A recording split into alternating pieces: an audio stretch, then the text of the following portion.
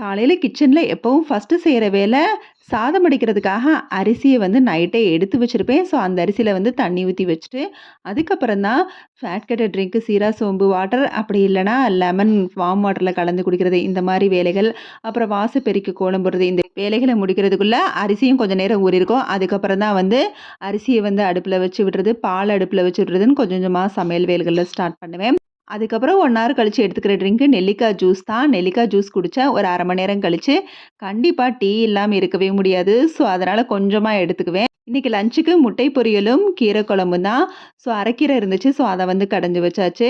எப்பவுமே சாதம் வடிச்ச தண்ணிய எடுத்து வச்சுருவேன். ஈவினிங் கஞ்சி பசை போடுறதுக்காக காட்டன் துணிகள்ல காலையில பிரேக்ஃபாஸ்ட்டுக்கு நைட் டின்னரா சப்பாத்தி செஞ்சேன். ஸோ, பொட்டேட்டோ கிரேவி இருந்துச்சு. அதனால கொஞ்சமா மாவு பெசஞ்சு சப்பாத்தி போட்டு எடுத்துட்டேன். அதுக்கப்புறம் எப்பவுமே இந்த இது மாறாது பழக்கத்துல அப்டின்னா, காலையில பிரேக்ஃபாஸ்ட்டோட இந்த மொள கட்டின பயிறு எடுத்துக்கிறது தான்.